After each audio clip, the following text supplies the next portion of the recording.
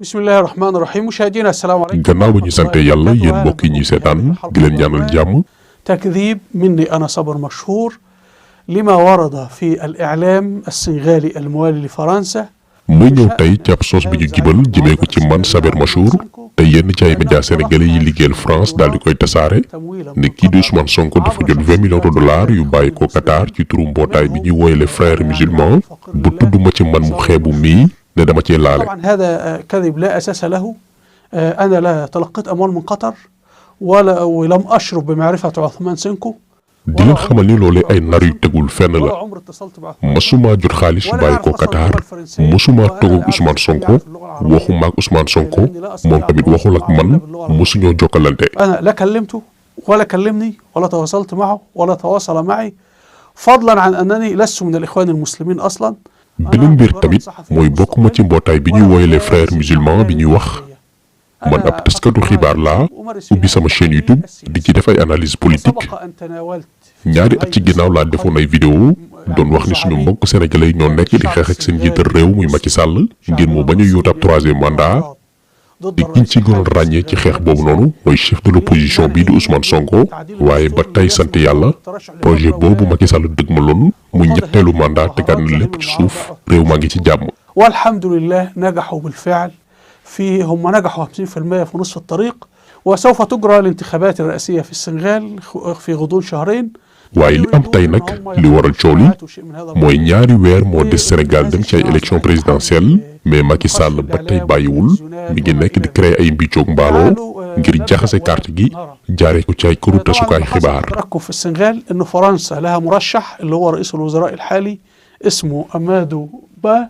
France ci boppam moo ngem bu jamono gi may wax ak yéen candidat bu ñaan Amadou Ba di premier ministre bu Sénégal Amadou Ba moomee fas yéene jàkkaarloo ki li ëpp ci sénégalais yi tànn muy Ousmane Sonko mi nga xam ni benn ci ay projet am mooy génne réewam ci noot li France yàgg a noot. وضعوه في السجون ولكن القضاء السنغالي أصدر حكما أخيرا. léegi ci fexeel Ousmane Sonko moomee la ñu nekk. dooree ko ci tas partem tëggal ko ay dossier ba tëj ko prison waaye malgré loolu lépp teewul Ousmane Sonko ba tey jii bu ñu sukkandikoo ci yoon mën naa présenté wu ñu koy ñaanal yàlla génne ko ci jafe-jafe yi bu nekk. الله يفوز عثمان سنكو فندعو الله سبحانه وتعالى أن يفك أسره وأن يخرج من السجن ندعو الله سبحانه وتعالى وبإذن الله إن شاء الله يفوز عثمان سنكو ويصبح رئيسا للسنغال ولا عزاء لفرنسا وأرامل فرنسا. te kii di Ousmane Sonko moomee bu ko suñu borom dimbalee ba mu doon président Sénégal mën naa rocceeku ci mu njàmb leen France téye comme ni ko waa Niger Burkina Faso ak Mali defee Sénégal ci tànk yooyu la nekk muy libéré wu ci sàcc ak jaay doole bi leen France yàgg poñe. الموجودين في السنغال انظروا إلى النيجر وانظروا تحررت من الاحتلال الفرنسي بوركينا فاسو تحررت من الاحتلال الفرنسي مالي تحررت من الاحتلال الفرنسي وبإذن الله إن شاء الله سوف تتحرر السنغال أيضا من الاحتلال الفرنسي والسرقة والنهب اللي بتقوم بها بحق السنغال. طبعا هذا المرشح اللي هو رئيس الوزراء الحالي اللي هو مدعوم من فرنسا هو ذهب إلى فرنسا. France moomee nag moo am candidat am muy l'actuel premier ministre Amadou Ba ba recevoir nañ ko fan yële ngir fëddali ko seen jàppale ci noonee la ñu fent ab xibaar ba ni dafa am financement yu bàyyi ko Qatar jaar ci mbootaay bii ñuy wooye les frères musulmans ci Égypte lépp nag ngir yàq.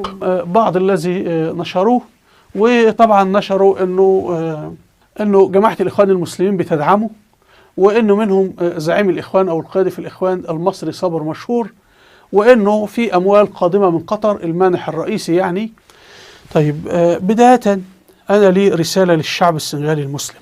man nag damay baaxee benn bataaxal sénégalais yi yàgg naa am ay xarit yu mos a tukki dem Sénégal te liñ may nettali mooy réew la moo xam ne seen jullite mënees na ko méngaleeg ñu doon ànd ak yonent bi sallallahu alayhi wa sallam ay nit yu am yar am teggin bari kersa ba tax sax man sama yéene bi gën a rëy mooy bés ñëw ma dem Sénégal ànd ak sama njaboot kon di leen xamal ni ñun waa Égypte xalaatuñu benn pexe bu bon di ko jëmee ci réew moomee. هذا الشعب من أحسن الشعوب الإسلامية فأنا كنت والله أتمنى أني أكون مقيم في السنغال وأعيش في السنغال وأسرتي وعائلتي وأولادي يتربون في السنغال ولكن كما يقول المثل الشعب المصري الحلو ما بيكملش.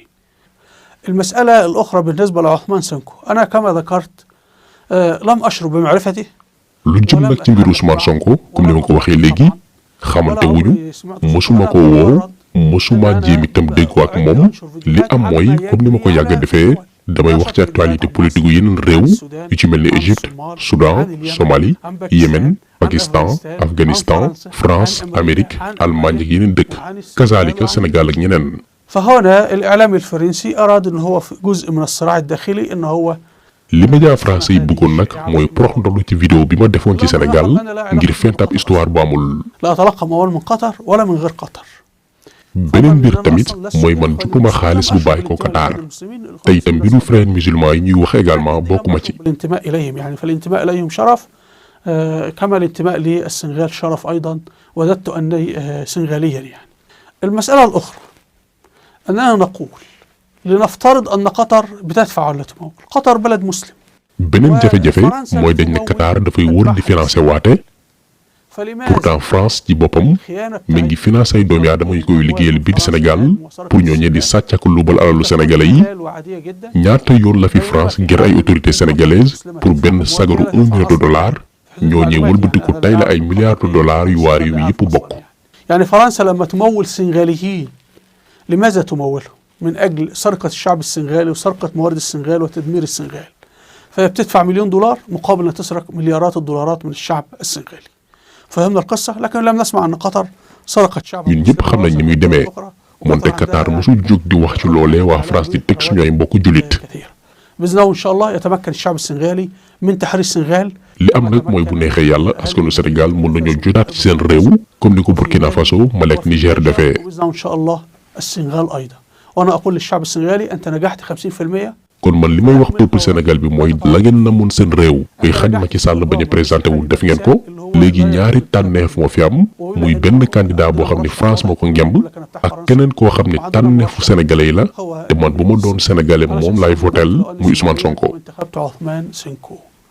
أرجو مشاهدينا أن تكون الصورة قد وضحت وكل التحية والاحترام والتقدير لشعبنا السنغالي المسلم. kon yaakaar naa ni lépp leer na di dellu nuyu ak jox cër gu mat sëkk dëkk bu mag bii di Sénégal di leen di daje beneen yoon te itam di leen ñaanal jàmm. aleykum wa rahmatullahi wa barakaatuh. donc lii mooy discours Saber Machour mi ñu tuumaaloon ni mooy waayu Ousmane Sonko bi koy jàppale ci financement wu Qatar yi maanaam gars yi comme que yàgg nañoo seet ba lee la ñu mën a créer diggante Ousmane Sonko ak mbootaayu terroriste yi ñu koy tuumal te mosuñ ko am. ñu dem jël benn journaliste chroniqueur arabe boo xam ne ci wàllu politique lay wax engagé wu lool nag ci discours am maanaam moom ci taskatu xibaar yi jël position la bokk du làq-làq lay dëggam waa ji jotoon traité situation politique bi am Sénégal ñaaret ci ginnaaw jël ci position ñu ne waaw kay am nañ ndawal nañu jël kii tuumal ko déggul français déggul wolof coow li mën naa jib ba fay te du ko mës a yëkk pour tegi tuuma waaye dañoo fàtte woon ni léegi ak internet adduna bi dafa mujj doon un village planétaire boo xam ne kenn mënatul a jëw kenn kon vidéo bi compte rendu la woon duñ ci yokk duñ ci wàññi di leen di dajee incha allah beneen yoon ci beneen jàngat jaa ngeen jëf.